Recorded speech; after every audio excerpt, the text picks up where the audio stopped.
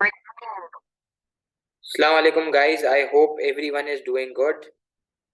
ठीक है, so we are starting with topical micro economic questions. ठीक है, what are we starting with? We are starting with topical micro economic questions. So today I will make you guys learn के how to make marking scheme of any question. ठीक है, अच्छा, ये जो मैं आप लोगों को दे रहा हूँ, ये आप लोगों का होमवर्क है और ये मुझे पहले सबमिट होगा तो आप नेक्स्ट क्लास में आओगे। ठीक है, डेली बेसिस पे आपको एक क्वेश्चन करना है। सही है, देखो अगर आप नहीं भी करते ना तो आपका अपना नुकसान है, मेरा कोई नुकसान नहीं है। मैं यकीन मानो हफ्ते में 4 दिन वैसे ही पढ़ाता हूँ, मैं 5वां दिन भी लगाना चाह रहा हूँ। तो अगर आप लोग और मेहनत करोगे तो मैं और पढ़ाऊंगा। ठीक है, तो प्लीज़ थोड़ा सा जो है ना वो, specially you guys are in A2 और अल्हम्दुलिल्लाह अल्हम्दुलिल्लाह सबका जो है ना वो ग्रेड काफ़ी अच्छा है। तो प्लीज़ यार इसको ख़राब ना करें, मेरी बात मान लें, क्योंकि हमारा कोर्स वैसे ही बहुत ज़्यादा है और हम लोग जो हैं वो थोड़े से स्लो भी हैं, तो मुझे उसको स्पीड अप भी करना है। तो इसलिए प्लीज़ अगर आप लोग होमवर्क करेंगे तो आप लोग मेरे साथ कैच अप कर सकेंगे, वरना फिर प्रॉब्लम होगी। हाँ ठीक है, याद रखना। अच्छा, आप देखो मैं इधर पहला सवाल लिख रहा हूँ, analyse what is meant by, analyse what is meant by utility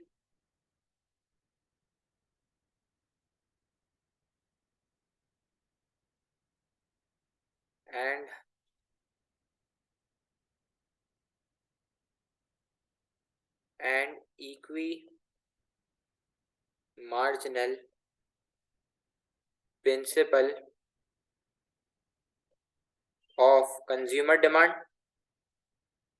equi marginal principle of consumer demand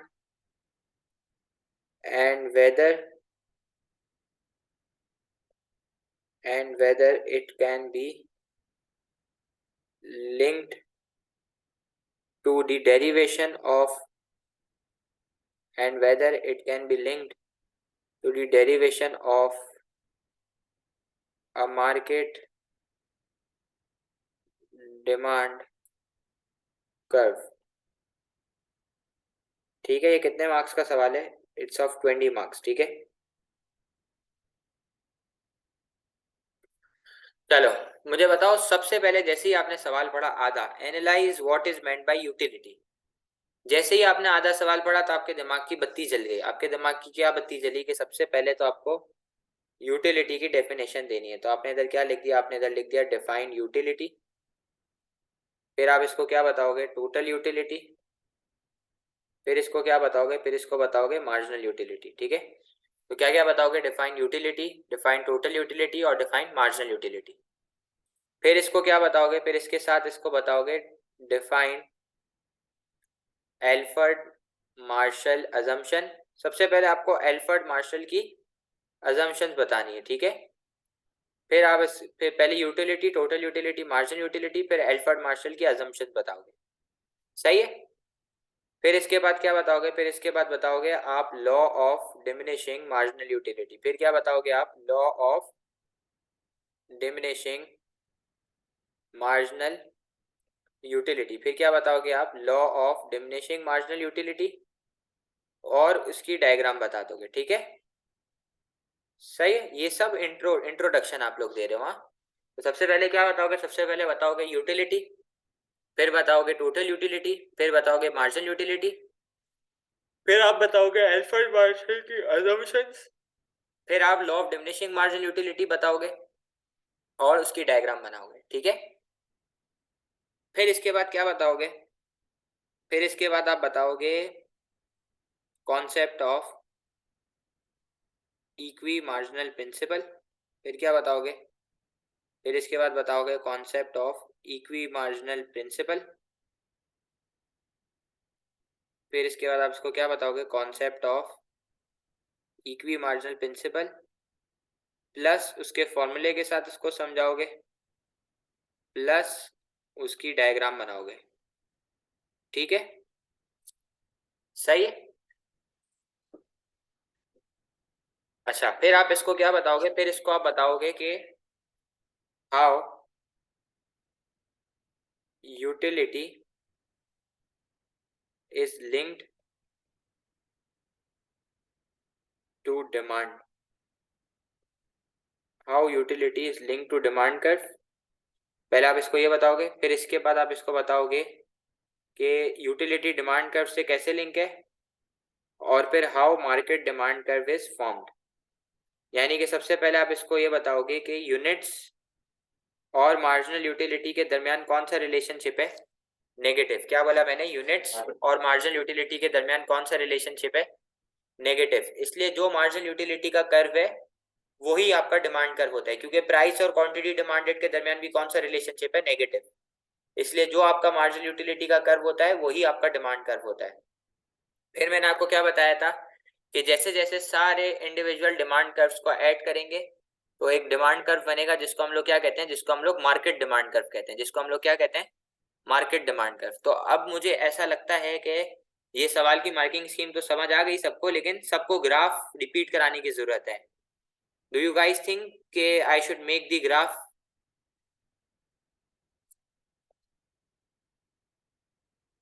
क्या बोलते हो, ग्राफ बनाने की जरूरत है? अलिशबा,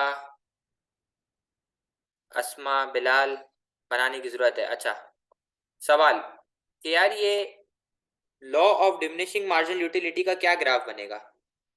सबसे पहले तो आपने दो एक्सिस बना दी, ठीक है। एक एक्सिस के ऊपर लिख दिया, सबसे पहले दो एक्सिस बना दी। एक एक्सिस के ऊपर आपने क्या लिखा, एक एक्सिस के ऊपर आपने लिख दिया प्राइस और क्वांटिटी डिमांडेड। एक एक्सिस के ऊपर क्या लिखा, एक एक्सिस के ऊपर लिखा यूनिट्स और मार्जिनल यूटिलिटी। ये देखो इधर क्या लिख दिया मैंने, मार्जिनल यूटिलिटी और यूनिट्स। और दूसरी एक्सिस के ऊपर मैंने क्या लिख दिया, दूसरी एक्सिस के ऊपर मैंने लिख दिया टोटल यूटिलिटी और यूनिट्स, ठीक है। फिर आपको याद है यूनिट्स और मार्जिनल यूटिलिटी के दरमियान कौन सा रिलेशनशिप था, नेगेटिव। तो देखो ये मैंने लाइन बना दी और इधर क्या लिख दिया, इधर मैंने लिख दिया मार्जिनल यूटिलिटी और इधर नेगेटिव साइन बना दिया, ठीक है। फिर ये मैंने टोटल यूटिलिटी का कर्व बना दिया जीरो से और इधर लिख दिया टोटल यूटिलिटी, ठीक है। अच्छा, अब मुझे बताओ जरा, फर्स्ट यूनिट के ऊपर मार्जिनल यूटिलिटी किस पर होती थी, मैक्सिमम पे, ठीक है। तो ये आपने फर्स्ट यूनिट मार्क कर दिया। ये आपका फोर्थ हो गया जहाँ पे जीरो होती है। तो देखो मैं इधर क्या करता हूँ, इधर मैं सबसे पहले लेबलिंग कर लेता हूँ। ये हो गया मेरा फर्स्ट, ये हो गया मेरा फोर्थ, और फोर्थ के बाद आता है फिफ्थ, और जो ऑब्वियस है बीच में जो बच गया वो हो गया सेकंड, और जो बीच में बच गया वो होता है थर्ड, ठीक है। तो आप मुझे बताओ, ये जो फर्स्ट यूनिट है इसके ऊपर मार्जिनल यूटिलिटी मैक्सिमम पर है, और फिर ये जो सेकंड से लेके ये जितना भी है, ये सेकंड से लेके थर्ड तक, इधर मार्जिनल यूटिलिटी क्या हो रही है, इधर मार्जिनल यूटिलिटी डिमिनिश हो रही है। फोर्थ वाले के ऊपर मार्जिनल यूटिलिटी जो है वो जीरो है, और फिफ्थ वाले पे मार्जिनल यूटिलिटी जो है वो नेगेटिव में है, सही। फिर मुझे बताओ, ये जो शुरू में आपकी टोटल यूटिलिटी बढ़ती है ये इंक्रीजिंग रेट पे बढ़ती है, इसके बाद भी इंक्रीज हो रही है लेकिन रेट डिक्रीजिंग हो गया है। फिर जब मार्जिनल यूटिलिटी जीरो होती है तो टोटल यूटिलिटी मैक्स पर होती है, और जब मार्जिनल यूटिलिटी नेगेटिव में जाती है तो टोटल यूटिलिटी डिक्रीज होती है। तो एक तो ये ग्राफ बनेगा law of diminishing marginal utility के साथ। आई होप आप लोगों को ये ग्राफ क्लियर होगा और आप लोगों को याद भी आ गया होगा जी। मैं दूसरा बनाऊं इक्वी मार्जिनल प्रिंसिपल का ग्राफ। देखो भले एक सवाल सीखो, भले 20 मिनट पढ़ो आज, लेकिन एक सवाल ऐसे सीखो कि तुम लोगों को प्रॉपर लिखना समझ आए, ठीक है। सही है, चलो अब आओ, अब बताओ ये मार्केट डिमांड कर्व कैसे फॉर्म हुआ है, ठीक है। अब आओ इसके ऊपर बात करते हैं। देखो सबसे पहले वापस दो एक्सिस बना दी, ठीक है। अब लेवलिंग करो पहले। अच्छा, ये जो है ये डायग्राम हो गई, ऊपर लिख दिया मैंने प्राइस, नीचे मैंने लिख दिया क्वांटिटी डिमांडेड, ऊपर मैंने लिख दिया मार्जिनल यूटिलिटी, और नीचे मैंने लिख दिया यूनिट्स, ठीक है। सवाल, क्या मैं ये क्वांटिटी डिमांड को काट के नीचे यूनिट्स कर दूं, कोई मसला तो नहीं है? आपने बोला सर कोई मसला नहीं है। मैंने बोला मुझे बताओ प्राइस और क्वांटिटी डिमांड के दरमियान कौन सा रिलेशनशिप है, आप बोलोगे नेगेटिव, इसलिए demand curve downward. Marginal utility और यूनिट्स के दरमियान कौन सा रिलेशनशिप है, नेगेटिव, इसलिए मार्जिनल यूटिलिटी का जो कर्व है वो भी कौन सा बना है, ये भी डाउनवर्ड बना है, सही है, इसलिए जो डिमांड कर्व है वही आपका मार्जिनल यूटिलिटी का कर्व है। क्योंकि मुझे बताओ प्राइस और क्वांटिटी डिमांडेड के दरमियान कौन सा रिलेशन, नेगेटिव। और जैसे जैसे आप यूनिट्स को बढ़ाते हो वैसे वैसे एडिशनल सेटिस्फेक्शन यानी कि मार्जिनल यूटिलिटी क्या होती है, डिमिनिश होती है। सेट है। अब देखो, अब मैंने कुछ भी नहीं करा, मैंने एक प्राइस और एक क्वांटिटी मार्क करी, और ये मैंने दूसरी प्राइस और ये मैंने दूसरी क्वांटिटी मार्क करी। तो देखो, जैसे ही प्राइस पी से P1 के ऊपर कम हुई तो क्वांटिटी डिमांडेड Q से Q1 के ऊपर बढ़ गई, और इसकी वजह से आपकी मूवमेंट हो गई पॉइंट ए से पॉइंट बी पे। हो गई कि नहीं हो गई? हो गई बिल्कुल। अब मुझे बताओ, जैसे जैसे आपके यूनिट्स बढ़ते हैं वैसे वैसे आपकी मार्जिनल यूटिलिटी क्या होती है, आपकी मार्जिनल यूटिलिटी डिमिनिश होती है। तो मुझे एक बात बताओ, मैं पर्पल से मार्क कर रहा हूँ, देखो प्राइस किसको इफेक्ट करता है, प्राइस किसको इफेक्ट कर रहा है, यूनिट्स को। और यूनिट्स किसको इफेक्ट करें, मार्जिनल यूटिलिटी को। तो मैं डायरेक्ट ये नहीं कह दूं कि प्राइस किसको इफेक्ट करता है, मार्जिनल यूटिलिटी को। सेट है। फिर इसके बाद हम इसको क्या बताएंगे एंड में, कि अब हमें नेगेटिव रिलेशनशिप मिल चुका है प्राइस और क्वांटिटी डिमांडेड के दरमियान और यूनिट्स और मार्जिन यूटिलिटी के दरमियान। इसलिए जो आपका डिमांड कर्व है वही आपका मार्जिन यूटिलिटी का कर्व है, और यही आपको concept of equi marginal principle ने बताया, as shown in diagram number 2 और 3। तो ये आपकी डायग्राम नंबर 2 और 3 हो गई। फिर आप इसको बताओगे कि जब मैं इंडिविजुअल्स के डिमांड कर्व को ऐड करूंगा तो एक डिमांड कर्व बनता है जिसको हम लोग कहते हैं मार्केट डिमांड कर्व। तो लेट सपोज कि मेल डिमांड करता है 100 यूनिट्स, फीमेल डिमांड करता है टू फीमेल डिमांड करती है 200 यूनिट्स। ठीक है। तो जब मैं मेल और फीमेल के ऐड करूंगा तो 300 मेरी क्या होगी, मार्केट डिमांड कर्व। सही है। नहीं, प्राइस और मार्जिन यूटिलिटी में पॉजिटिव रिलेशनशिप कहने को तो कह सकते हैं लेकिन ऐसा होता नहीं है, लेकिन हम लोग कह लो कोई मसला नहीं है। बस आप यूं याद रखो ना कि price affects units, units affects margin utility. तो अब मैंने ये लाइन निकाल दी कि direct price affects margin utility. ठीक है। तो आई होप आपको इस सवाल की कंक्लूजन बिल्कुल क्लियर होगी। Let me know if it's clear. मैं दूसरा सवाल लिख रहा हूं आपके सामने।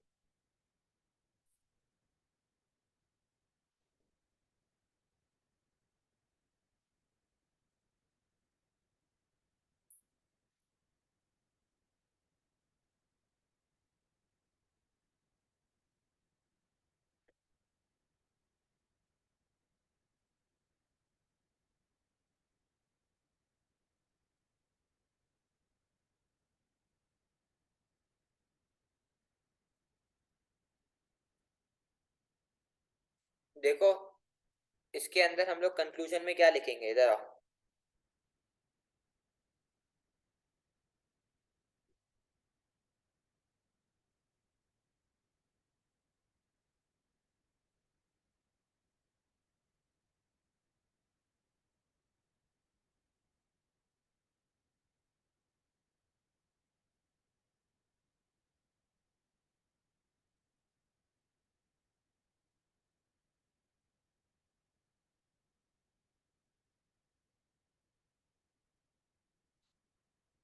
अच्छा, आप देखो, अब इसके अंदर क्रिटिसिज्म के जो है वो 6 मार्क्स हैं। ठीक है।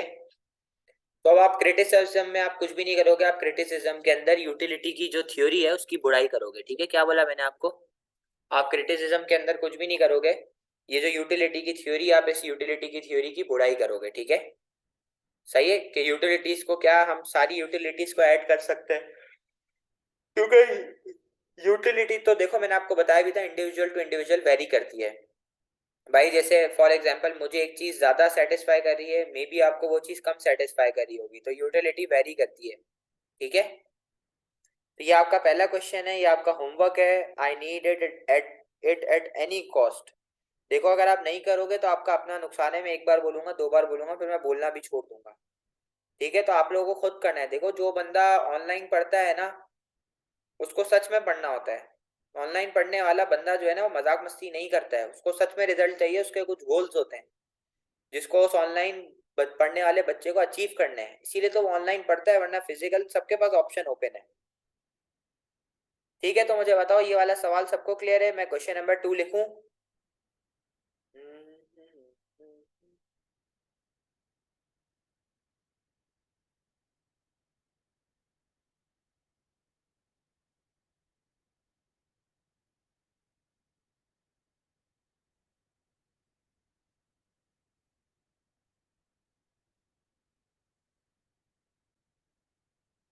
यार 20 मार्क्स के क्वेश्चन के लिए I guess 40 minutes are enough, 40 minutes are enough.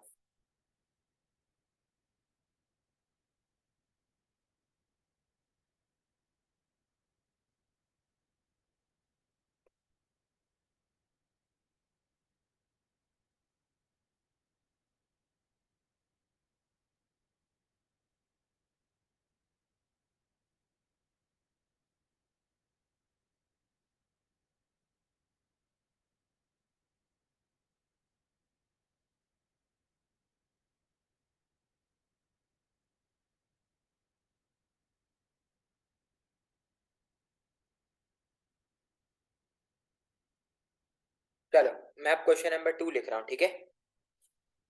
अच्छा, ये देखो, ये इस क्वेश्चन के अंदर, इस 20 मार्कर के अंदर आपका यूटिलिटी का चैप्टर पूरा कवर हो चुका है। अब जो मैं क्वेश्चन नंबर 2 लिख रहा हूँ वो मैं इंडिफरेंस कर वो बजट लाइन को टारगेट कर रहा हूँ, ठीक है।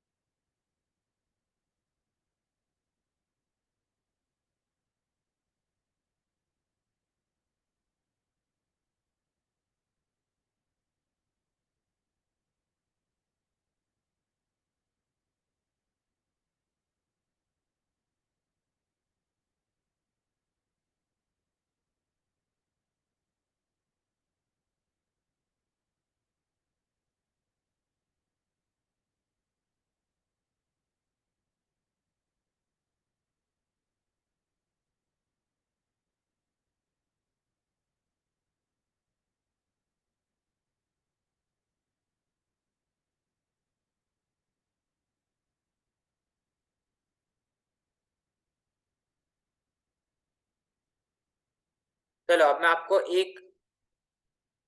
आपको 1 मिनट दे रहा हूँ, ये सवाल पढ़ो और मुझे खुद सोच के बताओ कि इस सवाल में क्या मार्किंग स्कीम आनी चाहिए। जल्दी से बता दो।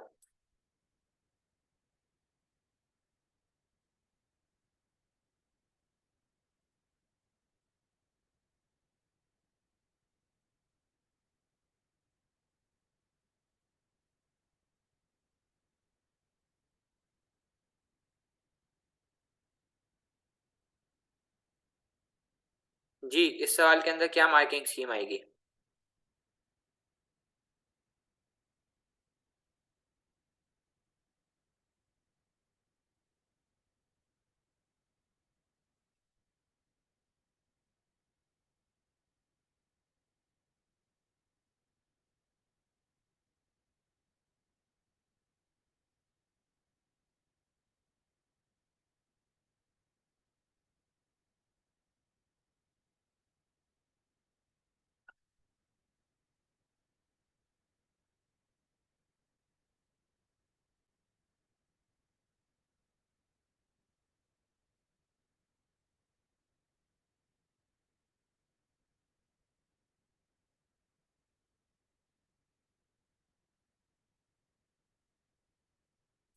चलो आओ मैं कराऊं। देखो सबसे पहले जैसे ही आपने सवाल पढ़ा ना कि ये बात कर रहे हैं कि इनकम बढ़ेगी तो डिमांड कर्व कैसे क्रिएट होगा, डिमांड कर्व कैसे डिटरमाइन होगा, तो आपको खुद से पता चल गया कि ये जो है ये क्वेश्चन जो है ये बात कर रहा है इंडिफरेंस कर्व और बजट लाइन के थ्रू जो है वो डिमांड कर्व एक नॉर्मल गुड के लिए कैसे फॉर्म होगा। जैसे ही आपने ये पढ़ा आपके दिमाग के अंदर बत्ती जल गई कि सबसे पहले तो है मुझे वो डिफाइन करना पड़ेगा। किस किस को डिफाइन करना पड़ेगा? सबसे पहले तो मुझे डिफाइन करना पड़ेगा इंडिफरेंस कर्व को, फिर मुझे किसको डिफाइन करना पड़ेगा, फिर मुझे डिफाइन करना पड़ेगा बजट लाइन को, और उसके साथ मुझे किसको डिफाइन करना पड़ेगा, मुझे डिफाइन करना पड़ेगा कंज्यूमर इक्विलिब्रियम को। किसको डिफाइन करना पड़ेगा? कंज्यूमर इक्विलिब्रियम को। तो जरा मुझे याद दिलाओ, कंज्यूमर इक्विलिब्रियम वो पॉइंट होता था जहां पे इंडिफरेंस कर्व और बजट लाइन टेंजेंट होती थी। सबसे पहले इंडिफरेंस कर्व को डिफाइन, फिर बजट लाइन को डिफाइन, और फिर कंज्यूमर इक्विलिब्रियम को डिफाइन करूंगा। सेट है? फिर फिर क्या करेंगे भाई? तो आपने बोला सर पहले इंडिफरेंस कर्व को डिफाइन, फिर बजट लाइन को डिफाइन, फिर कंज्यूमर इक्विलिब्रियम को। फिर आप इसके बाद इसको डिफाइन करोगे किसको? फिर आप इसके बाद इसको डिफाइन करोगे नॉर्मल गुड को। ठीक है? फिर आप इसको डिफाइन करोगे कि नॉर्मल गुड वो गुड होता है जिसके अंदर इनकम ज्यादा होती है तो मैं डिमांड ज्यादा करता हूँ, और इनकम कम होती है तो मैं डिमांड कम करता हूँ। ठीक है? सही है। फिर आप इसके बाद इसको डिफाइन करोगे किसको? इंफीरियर गुड को डिफाइन करोगे। सही है। फिर किसको डिफाइन करोगे? फिर आप इसको डिफाइन करोगे इंफीरियर गुड को, छोटा छोटा सा, दो दो तीन तीन लाइन के अंदर। फिर किसको डिफाइन करोगे कि इंफीरियर गुड वो गुड है जब इनकम बढ़ती है उसकी मैं डिमांड कम करता हूँ, और इनकम कम होती है तो मैं उसकी डिमांड ज्यादा करता हूँ। ठीक है? फिर आपने इंफीरियर गुड को डिफाइन कर दिया। रियल इनकम को डिफाइन करने की कोई जरूरत नहीं है। ठीक है? फिर आपने इसको बताया कि इनकम के चेंज की वजह से बजट लाइन शिफ्ट मारेगा due to change in income, due to change in income your BL, BL मतलब budget line, your budget line will cause parallel shift. ठीक है? फिर इसको बता देना कि इनकम बढ़ रही है तो बजट बढ़ रहा है, बजट बढ़ रहा है तो बजट लाइन क्या करेगी? बजट लाइन शिफ्ट मारेगी। और बजट लाइन किधर शिफ्ट मारेगी? तो आपने बोला सर बजट लाइन शिफ्ट मारेगी राइटवर्ड्स। और ये आप दोनों केसेस के अंदर आप इसके थ्रू डिमांड कर्व फॉर्म कर दोगे। किस किस के अंदर? नॉर्मल गुड के अंदर डिमांड कर्व फॉर्म कर दोगे, और किसके अंदर डिमांड कर्व फॉर्म कर दोगे? इंफीरियर गुड के अंदर। ठीक है? और दोनों के अंदर आप डायग्राम बना दोगे। सही? बिल्कुल बिल्कुल डायग्राम बनानी है भाई। ठीक है? ये तो हो गया, आपने डिमांड कर्व वगैरह सब फॉर्म कर दिया। फिर सवाल ये आता है कि फिर आप इसको क्या बताओगे? फिर इसने कंक्लूजन में पूछा है तो आप बताओगे इसको कंक्लूजन के अंदर। सबसे पहले तो आप इसको बताओगे rational consumer to irrational consumer. ठीक है? यानी कि याद करो, रैशनल कंज्यूमर वो होता था जो सेटिस्फेक्शन को मैक्सिमाइज करना करता था, और इरेशनल वो होता था जो सेटिस्फेक्शन को कंसिडर नहीं करता था। ठीक है? You remember? तो आप रैशनल टू इरेशनल कंज्यूमर बताओगे। फिर इसको बताओगे इफेक्ट्स ऑफ एडवर्टीजमेंट। ठीक है? क्या एडवर्टीजमेंट से कैसे एक कंज्यूमर जो है ना वो परसुएड होता है।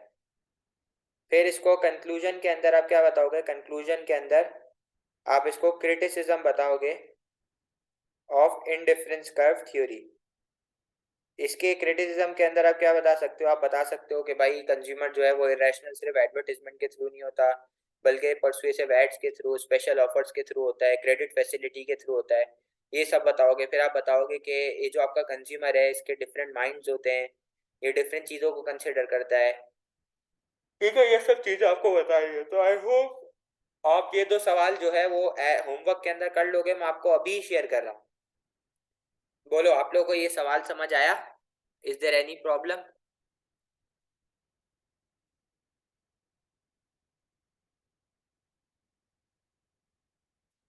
जी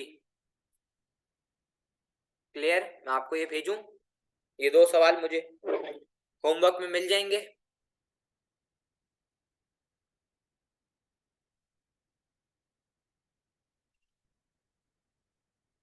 can you repeat the criticism point? या श्योर थिंग।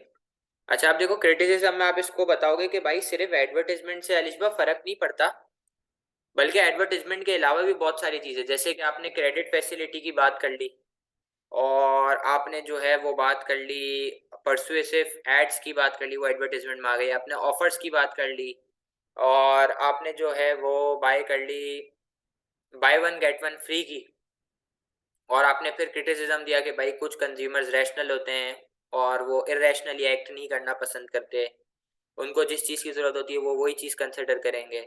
फिर आप इसको बताना कि इनकम का इफेक्ट जो है वो एक बहुत बड़ा इफेक्ट है। ठीक है, इस तरीके से। Does it make sense?